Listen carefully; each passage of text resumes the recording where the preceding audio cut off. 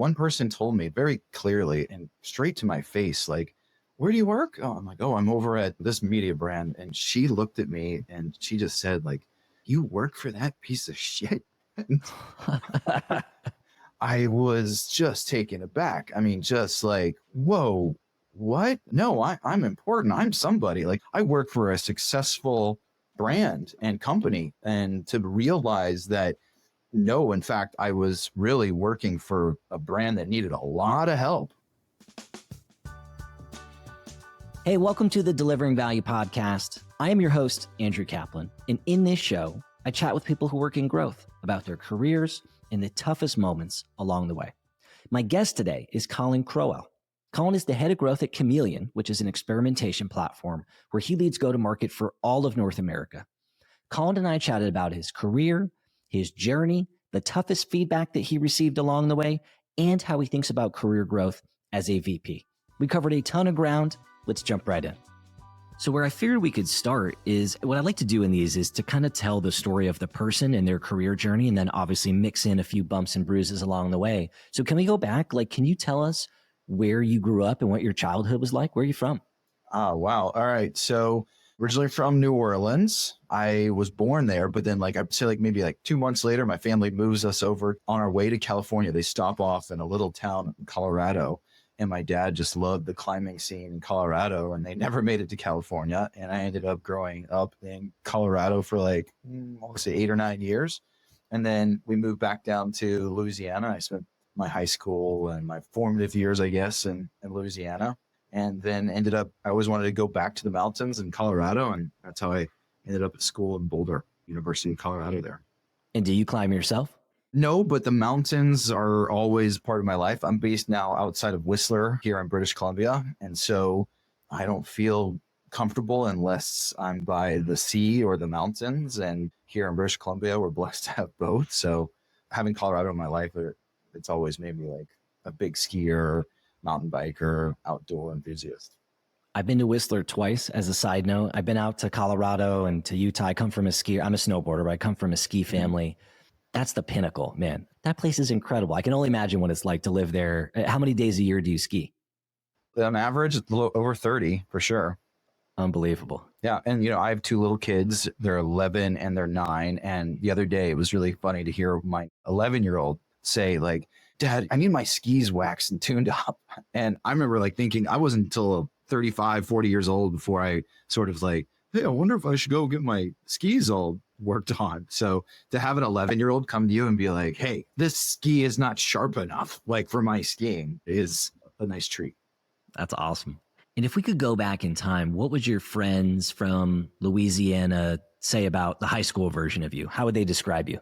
Well, I had more hair, and I think I would have been the oddball, the fun one, the oddball. Again, all of my friends grew up in Louisiana, and the great thing about Louisiana is that it never changes. And so they had a very structured, I think, path on what they were supposed to do and where they wanted to go to school and so on. And who they were was defined pretty early on.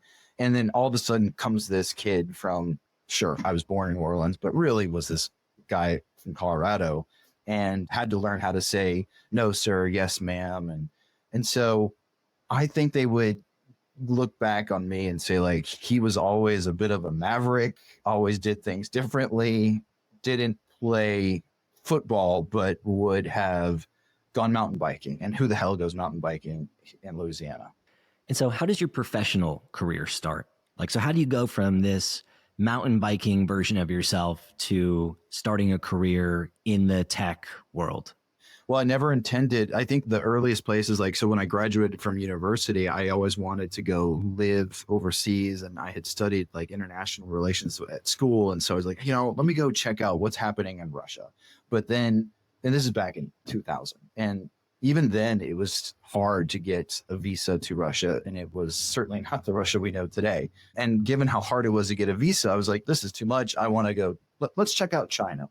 And so I said, all right, well, what's my criteria for choosing a place in China? I guess if I'm going to try to learn the language, I'd rather learn Mandarin than Cantonese. And if I'm going to live in China, I sure would like to be with the mountains or the beach. And oh, there just happens to be, look at this little town here called Qingdao. Oh, and they have their own brewery. Like that will be where I land. So I moved to China after graduating. And when I landed in Qingdao, I was lucky to have them announce that it was going to be co-hosting the 2008 Olympics, all the water sports and whatnot. And so I don't know if you've ever been in those kind of situations where suddenly like an entire country is like, this city will be successful. And so it was just an incredible atmosphere and a lot of like entrepreneurial spirit. And I ended up becoming close friends with a guy that wanted to build a jazz club. And he thought that I knew everything there was to know about jazz just simply because I was from Louisiana. And I didn't tell him otherwise. And so we went and built that jazz club. It turned out to be a huge hit. I was not a big nightlife person, though, but I made all these connections through the jazz club. And I used those political connections to help me make a guide to what to do in Qingdao and Shandong, if you were out there. And right when I was doing that, I was like, this is a lot of work. Why do I have to do all this work? At this time, for those that don't remember, but it was like user-generated content was the hottest thing. And so I came into like making that publication right around the time of like Web 2.0. And so I got introduced to technology by basically inviting the entire readership to create the content versus me, this classic editor, build it. And that was my first intro into technology. And it really exposed like, wow, if you can use technology to like revolutionize a process or just simply save you an enormous amount of time and bring you closer to your desired state, then it's a magical experience. And I guess I was hooked there, and that kind of took my career off into the tech space. I went into like digital media right after that. A Swiss media company brought me on board, and they said, can you reverse this process for us as well? And that's how I got my head wrapped around. And to this day, I still always try to bring in the user generated content angle, particularly building like communities, of course, but also like building directories. Like one of the key initiatives that we had here at Kameleoon right off, and what we're known for already, is like, who are thought leaders in the A/B testing or experimentation space? Up until Kameleoon released this directory, you know, you could point fingers and say this person, this person, this person, but we really brought some rigor to it. And now every year it's our biggest campaign. Like we release a report. Who are the people that are driving the industry forward? And I credit all of that success back to those early days of building out the Red Star magazine in Qingdao, China. Oh, that's amazing. That's such a cool journey. Earlier, you were sharing how when you were in high school, you're more of a mountain biker than a football player. But I'm curious now, are you a sports fan? Love sports. I probably over rely on LSU Tigers, college football for entertainment than I should, but big sports guy. So in the sports world, I'm asking for a reason, because in the sports world, I feel like a lot of times people talk about their welcome to the league moment. So if you're in basketball or football or whatever, it's usually like the first moment when you realize, holy smokes, this is going to be tough and this is going to be challenging, and you get a little bit humbled. And I'm curious to know if you have a moment like that, or maybe just a challenging moment that was earlier on in your career, something that if you could go back in time, you wish didn't happen in the way that it did. Yeah, you know, it's something I think about today, and it's always something I'm transparent when we're making hires. And if anybody, if you're out there like making a hire or if you're interviewing, I really encourage you to ask yourself, what's wrong? Why are they hiring for this position? They're either something is not working like they expected it to work. It doesn't mean that things are bad or broken, but it may not be that they just want to grow faster than they'd like to be growing, or they see an opportunity they haven't gotten there as fast as they like, or they need to get there urgently. So I did not know those lessons, or that I didn't have that question in the back of my head when I first accepted this, like I said, that role working with that publishing group to help them out with their digital media.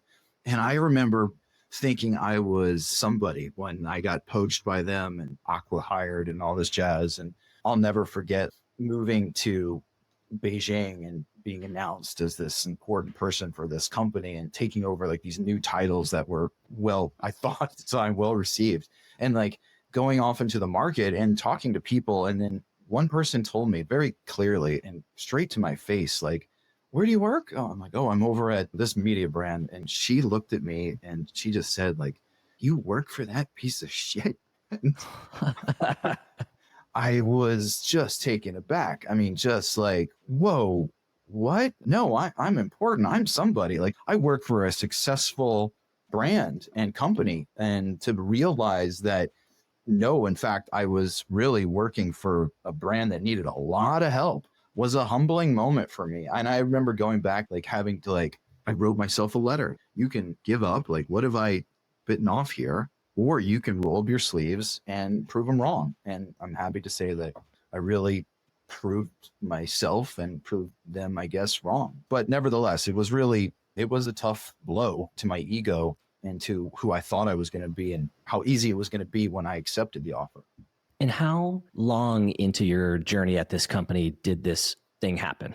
Oh God, I'd love for it. In some ways, the best thing that happened to me was it was short into it, right? So I'd say like a month or two into it. What's worse, right, is that you're operating in ignorance for 6 months, a year. That's disastrous in my opinion. So I think it was in some ways a huge relief that I learned that hardship very early on, especially from the quote unquote market itself. It'd been one thing if the boss had told me right off the bat, hey, we used to be somebody, we've slipped to number 3 position, competitors are nipping at us, you're here to help us get this flagship back on track, and so brace for impact. That probably would have been what he or she should have told me, or what my boss should have said at the time, but they didn't see it that way. And I think really had their head in the sand about where the business was headed. And so to have that person give me that feedback so quickly into my career was, in hindsight, a real blessing.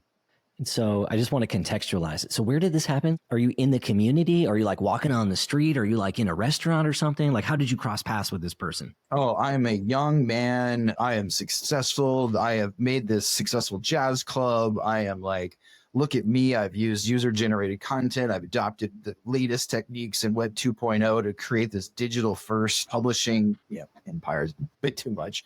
But I'm out trying to get to know the community in the city of Beijing, which is an enormous city and with an enormous English-speaking audience, even back then.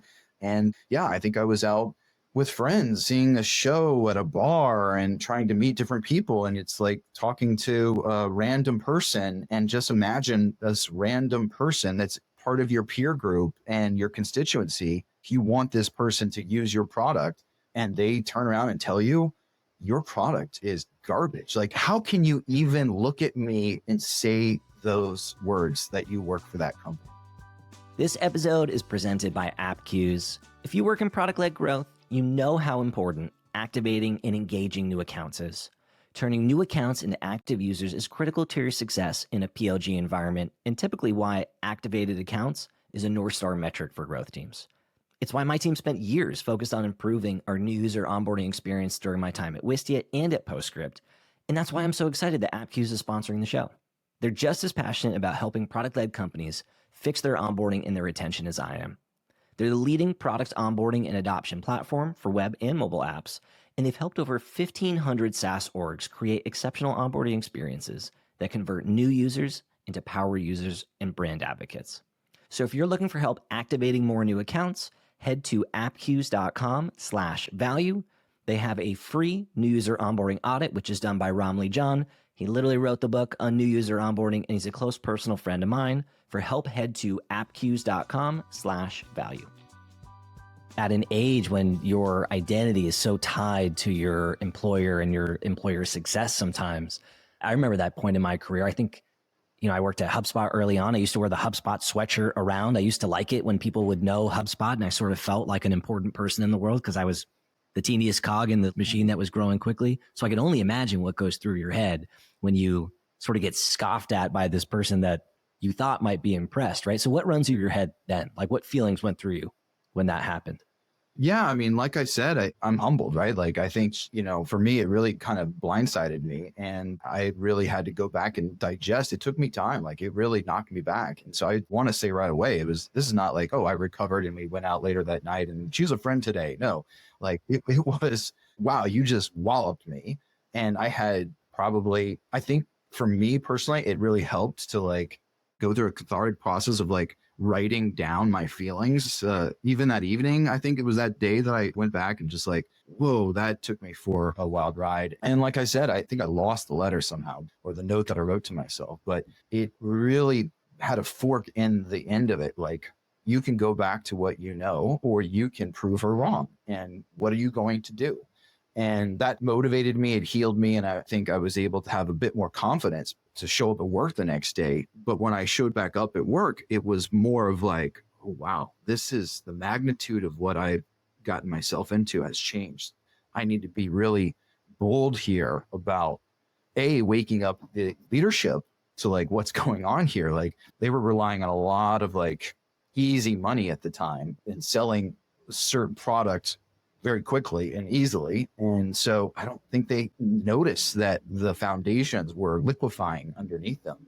And so then in turn, like bringing, that's another challenge in my career is like, you got to be careful bringing the bad news back. And you got to know that everybody gets bad news. We all get it all the time. And like I always jokingly say, like problems I got, solutions I need from you. So that brought me to like another important part of my career was like, okay, when you get bad news or you have bad news, you really need to think about how are you going to solve that bad news? How are you going to frame it? How are you going to communicate it? And what sort of expectations can you reasonably hide your plan so that you don't, everybody loves to kill the messenger. And so you really got to make sure that thought this through.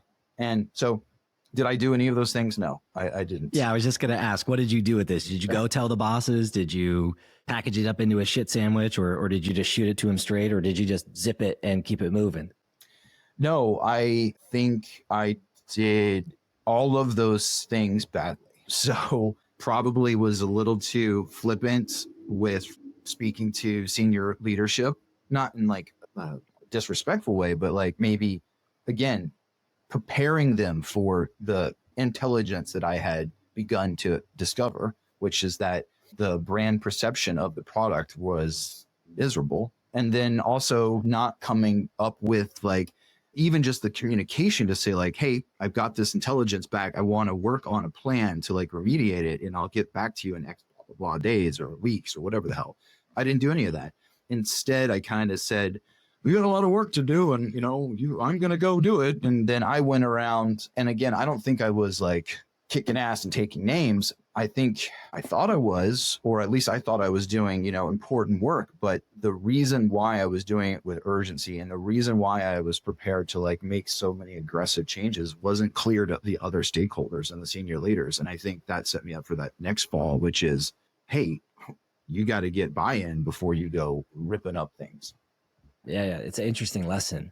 So you have this thing, so you're out, you get this feedback, you take it, you get back to work, but you've gone on to do a bunch of badass stuff in your career. And I'm curious to know, like, this can't be the only low point in this journey. So I'm curious if you could share another speed bump kind of along the way from where it started here to where you've been at today.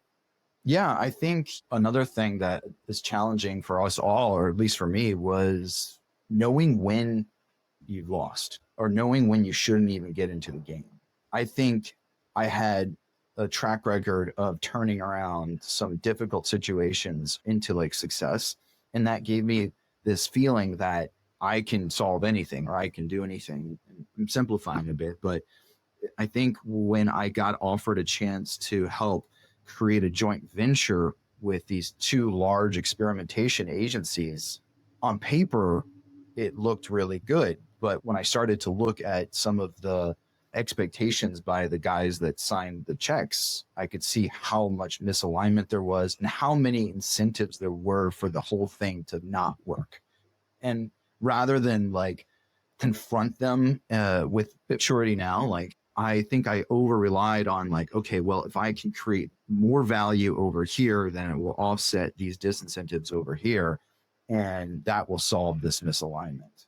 But the truth was the whole premise wasn't going to work out. And so I think that was another career like moment for me is like, hey, you can believe what you want to believe in, but there's a limit to like what you can impact in your career if the fundamentals are poor. If the industry is being torn apart by technological change, or if the key stakeholders are disincentivized to cooperate, there's just things that no matter how successful you may be with your mission, it just won't work out. So being aware of like when that happens, I think is another key thing you got to be mindful of in your career. So you're part of this joint venture. you see that the goals aren't aligned and probably aren't going to steer you in the right direction.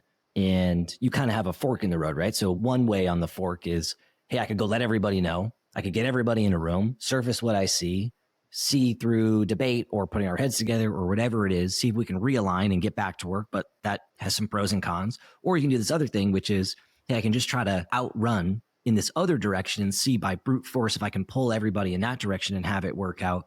And so I'm curious to know why you leaned in the second direction. Like, were there specific details, without getting into specifics or throwing anybody under the bus from your past, but if there were specific details or guardrails in place that made you go in that direction and not the other? Yeah, I think we all want to avoid conflict. So getting these two CEOs of these two huge agencies to look each other in the eye. So one was very like introverted and distant and hard to connect with, but had a lot of rigor and methodology to their work. And one was very extroverted and persuasive and visionary.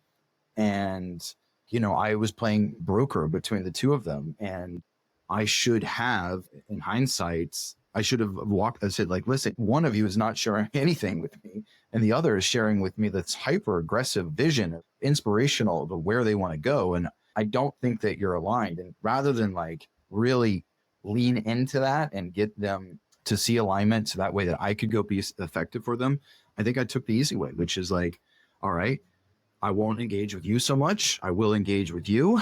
And you're telling me you want to see these things. I'm going to go get these bright and shiny things. And I'm going to trust if I go get these bright and shiny things for you, then it's going to keep your partner lured in and magic's going to happen. But the bottom line was that this CEO, harder to reach, was more risk averse. The rewards were less of the issue. They were looking to create the joint venture as a way to stave off risk, not to like go seek new territories and new markets and new revenue funds. So it was just misalignment from the get-go. So I find different versions of this challenge come out all the time with folks who I either coach or mentor or just know from my personal network. It comes out slightly differently in the folks that I personally know. And for them, it often comes out in situations where there's more than one founder. And maybe it's like the two founders aren't getting along. And like, I always kind of make the analogy, like mom and dad are fighting a little bit, or maybe just not on the same page. It definitely happens if there's three founders. There's almost no way you can get all three of them on the same page. And so for folks who are in similar situations where they see some misalignment, hearing one thing from one person, a different thing from a different person, and they're just kind of not sure how to navigate things, after going through a similar situation yourself, what would your advice be to someone who's listening to this, nodding their head, thinking, yeah, I am in a situation where my two founders aren't on the same page. How do I handle that?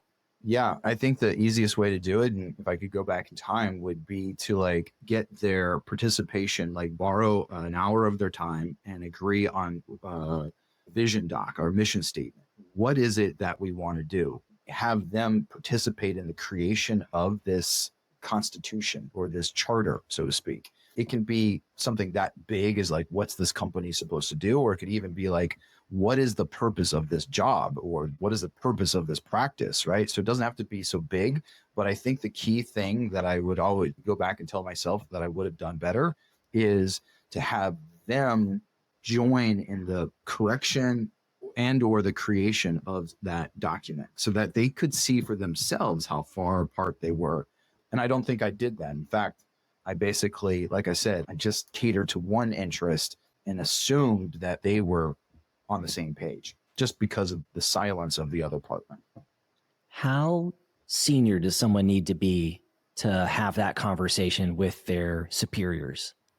I don't think you have to be, I mean, again, there's always, and I don't want to like belittle, like, I think there's the realities of life and there are hierarchies and, there's uncomfortableness between like, someone very new on the team and someone quite senior, right? I mean, so to say like, oh, you can talk to anybody, I don't think that's necessarily the case. I'd like it to be the case, but I think you just have to start where you can start, but use that tactic. So if you're a brand new intern, you can still do that. You can get buy-in from like who's managing you. Like, hey, it's not rocket science. Like, you want me to do this? This is that right? Okay, here's my plan to like do this. I have this, and this. Do you agree? Like, or is there something else? Like, we always say it's easier to correct than to create. So I definitely would advise, don't ask them what should I do and how should I do it. That's the last thing they want to hear. But I do think that anybody, no matter where you are in the hierarchy, can prepare that type of presentation and get alignment and then empower the person above you to like ask the same questions. Like they're smart, they'll want to do the same exercise, and it keeps going up and up and up and up. So even if you're at the bottom, I think it still works. But even if you're a board member and you're working with other board members, I still think it's a helpful exercise. So that's fantastic advice. I totally agree. And I often find myself chatting with folks who are feeling not confident enough to do those things. And really just in general, sometimes feeling lack of self-confidence, maybe a little insecure, feeling unworthy of their successes. And I'm curious to know, in general, if you've ever felt like that in your career, because you've had a lot of different experiences, the joint partnership that you were just talking about to VP at Kameleoon. Like, have you ever had times in your career where you've just felt insecure or on edge?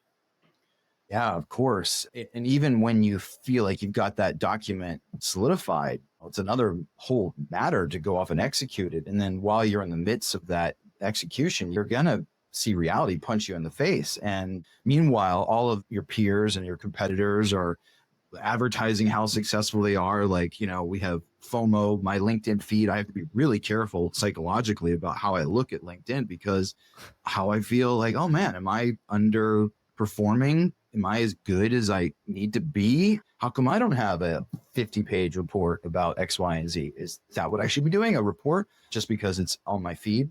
So, you know, I feel like I am human just like the rest of us. The only thing that's helped me, and I encourage anybody that is unsure or insecure on like how to go ahead and get that process started, like even if you don't know what to do or you don't even know what to put on paper, you flip it around. Like LinkedIn is such a useful resource. If you come to another person as a human, like go to your peers and ask them, like start small, like, hey, I'm really struggling to solve this problem. Do you have any advice? Or even like, if you don't know, like, is there anybody you can point me to? I am astonished with the generosity of people to stop what they're doing and provide you with like guidance. And it may not be what you thought you needed, but it may trigger something that gives you confidence or gives you some credibility to like go to the next chess move or the next direction that you need to take. Or you may just hit gold and, oh, by the way, I have a complete step-by-step guide on like how to solve this exact problem that you're describing, and you can use it for your particular need. I don't want to come across like I've got it all figured out. I really struggle with, as somebody in growth, am I growing fast enough? And do I look like a fool with what I'm prioritizing? How come they're the sponsor of this event and I decline that sponsorship? Or I didn't even know that I should even consider getting involved with that initiative. I just recently declined to invest further funds in a PLG initiative because I see more value in like product-led sales. So is that the right call? There's a lot of signals, if you look for them, that will tell you no. And I think we're just kind of trained as humans to be more risk averse and aware of danger than we are of like confirmation. And sometimes I think it's nice to like teach yourself to like call a friend, make a peer, reach out to somebody. You will be shocked by how better you'll feel and how much more confident it'll make you in both your life and career. Have you had formal mentors in your career? I've never had a formal mentor, but I feel like I've been lucky to work with smart, capable, empathetic leaders. And that's been really a blessing. I've also had some duds, right? Like, but I've had more hits than duds. And I'm lucky to have that in my life. Could you elaborate on maybe one that you're picturing who at some point in your career had a big impact on you? And you can share their name if you feel like it, or you can just kind of share some of the context, but the impact that this person had on your leadership and kind of your next steps in your life. I'll be looking back on it, try not to get it too granular here, but like a few of them, like one of the early ones, I'll just summarize it. They were the first to like believe in me, and that meant a lot. And it gives you a buoyancy and, you know, an energy that you didn't maybe know you had. And so I really want to credit one of my earlier bosses, the CEO of this media company, it's from like really believing in me. And then to juxtapose that, I think another thing that we have to be careful about is that there's a difference between somebody just saying you're doing a good job versus somebody instilling in you confidence. And so I would go on from like that career working with somebody that really gave me confidence to like working with bosses that were very aloof, but would give me positive praise. Like I could tell trusted me, but I never felt like I matter and I can work with you in innovative ways to like grow something. So you have those that believe me, those that are just kind of passive about it. And then I've also had what I would call like the ones that have perspective, like not only are like they believe in you and trust you, they also are here to like keep you with perspective. Like, hey, what are you and your family doing this weekend? Oh, like perspective for what's really important. Yeah, like, hey, we want to hit 1,000 MQLs, with this event. Sure. But is the sky going to fall because we only get this many MQLs? Are you dismissed? Is your position undermined because of the performance of this initiative? No, like, I got you. Like, there's more capital in the bank with you, and I believe in you. Even important matter. And meanwhile, like, where are you and your family headed this summer holiday? Like, I want to hear about you, and like builds a personal relationship with you. And I think that is sort of the holy grail, is like, can you find somebody that's going to see you as a person and value you as another human being, as well as challenge you, not just let you passively do what they think you need to be doing? Because that challenge is really important to career growth. And then, like I said, when you are challenged and you rise to that challenge to like recognize it and believe in you further, that's very valuable. That's where the magic happens. Yeah. Yeah. So yeah, just like everybody, I think I've luckily gotten better than worse in those, in all those sentiments that I just described, but you're going to run into them all the way. Just try to be aware, I guess, is where I'm at. What relationship do I have right now? And then as you start to grow in your career, like what relationship do you want to have with people that you manage and you work with? I want to be that person that impacted me positively versus the passive, like, is this guy even care? That was always my goal as a manager. It was to try to be the type of manager that somebody wanted to grow up and be like. I don't know if I ever said it out loud, but that was the thing I used to say in my head was, that doesn't mean that you're just a nice guy and that you're a pushover and you're a nice manager. It means that you challenge people, but you believe in them and you push them because you think they can do great things and you let them know. And when they're not living up to that standard, you also let them know. And that was always the thing I tried to do. I don't know if I was necessarily good at it, but I like that as a mission. And you talked a little bit about the challenge being important to you. I'm curious if you could reflect back and think about a time when maybe you got some tough, challenging feedback and what that situation was. Yeah, I think sometimes one of my challenges is I can get really excited about this bright idea I have. I don't want to paint myself as a growth marketer or a growth hacker that has tweaked the operational marketing to achieve, X amount of percentage growth. My strength really comes from like, okay, what if we look at this differently, and how would that change and what we want to do and how we want to do it? And I guess I'm giving probably like a rosy perspective of like, I'm an ideas guy. And so sometimes when you get a good idea, you get excited about it, or at least I do.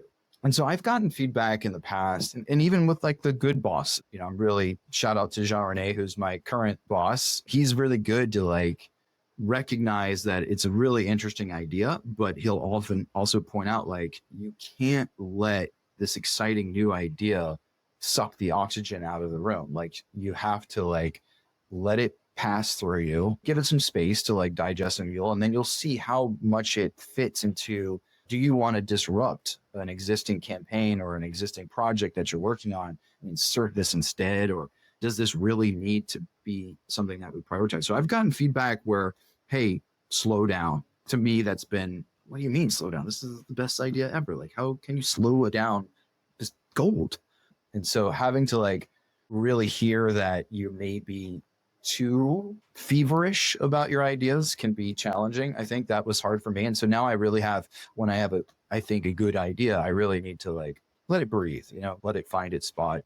And I think also too, like if you're in growth, you're commercially driven as well. At least I am. So I'm always mindful of like, okay, how are we doing in terms of like building an audience that cares about us, and how are we doing in converting that audience and commercializing that audience? I think sometimes I've gotten feedback where, hey, quit being so scared to ask for money. You need to recognize that you're in a sales position. You don't need to be so bashful about this thing costs this, and quit trying to like come up with discounts before you even get them on the hook. So I've gotten some tough feedback that maybe I'm too fast with ideation, or I'm too bashful when it comes to commercialization. Was it like the harshest feedback I've ever gotten in my life? No, I think the harshest feedback is just from my kids or from my wife. But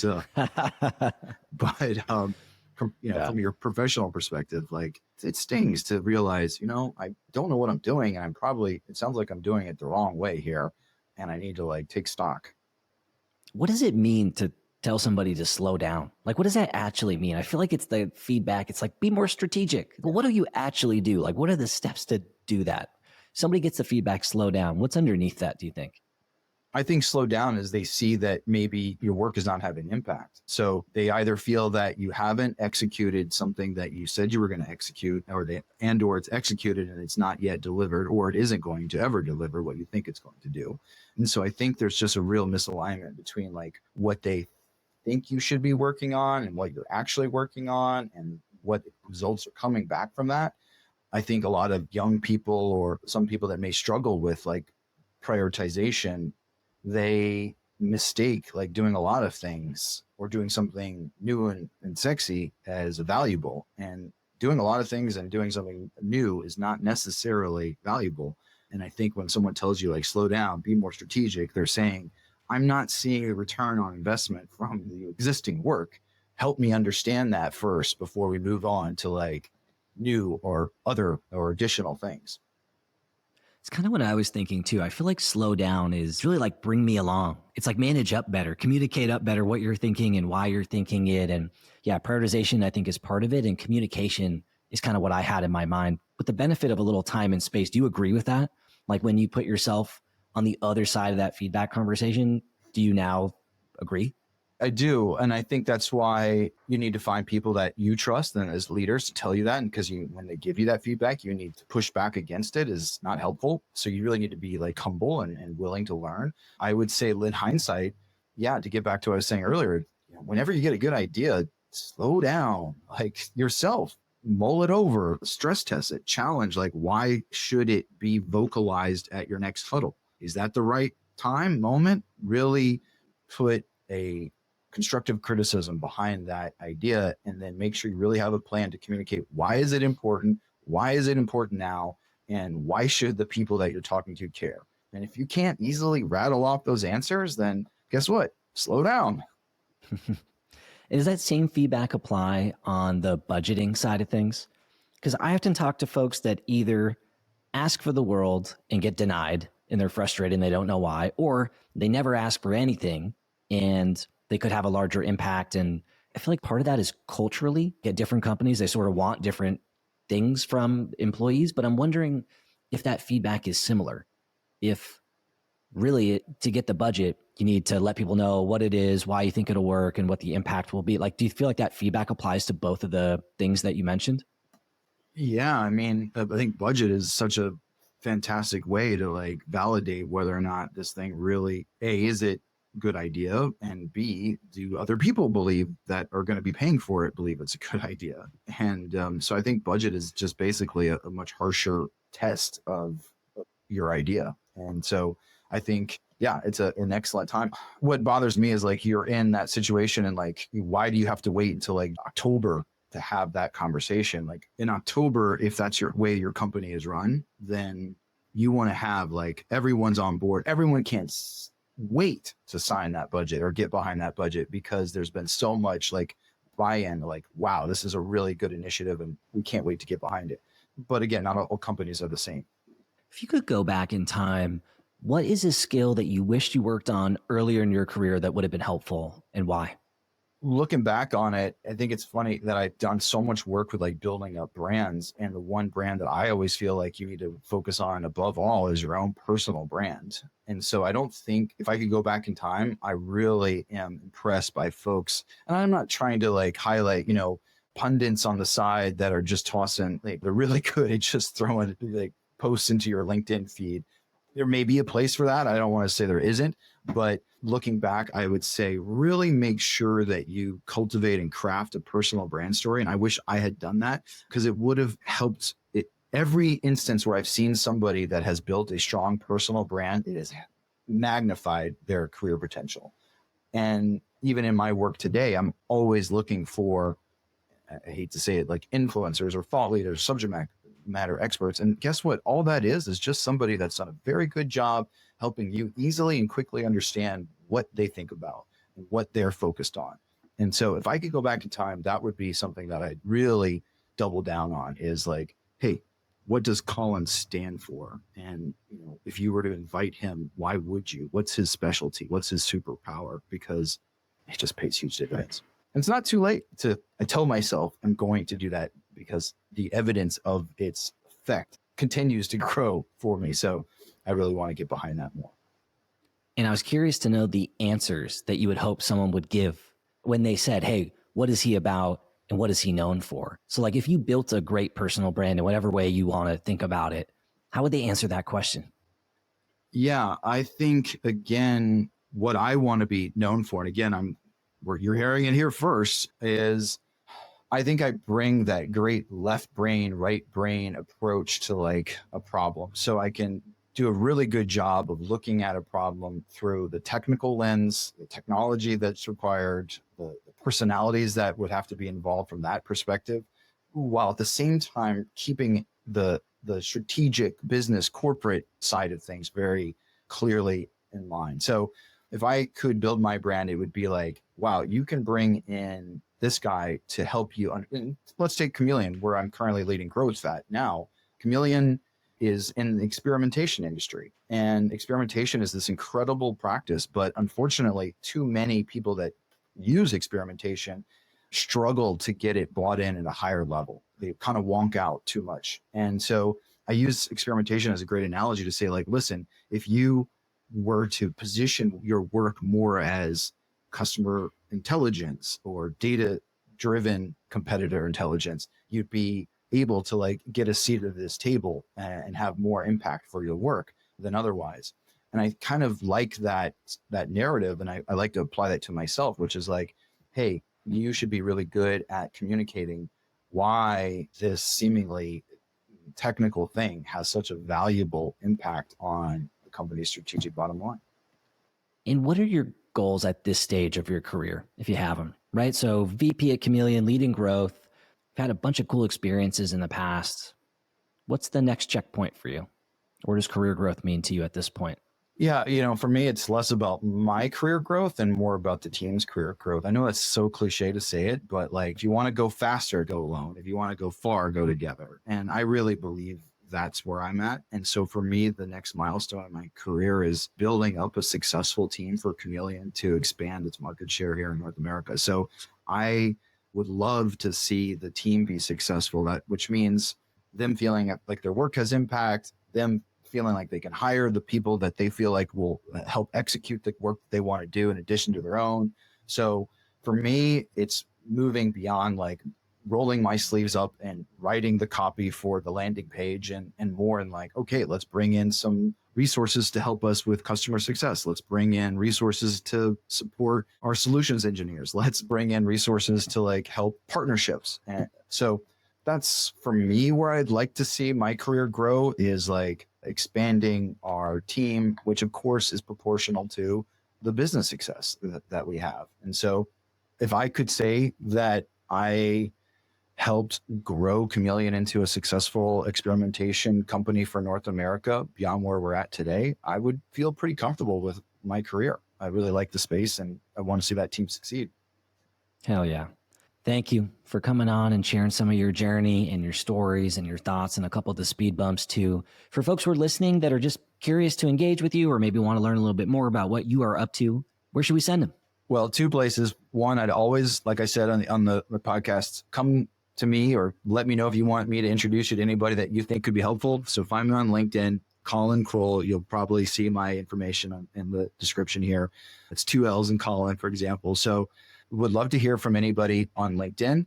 And of course, if you want to see what we're doing at Kameleoon, you can follow us at Kameleoon. I know you guys will throw that link in there and be happy to, connect with anybody about where they're at in their career and share more of mine. Yeah. Thanks for coming on. I appreciate it. Thank you. Thank you for listening to the pod. I hope that you enjoyed the episode.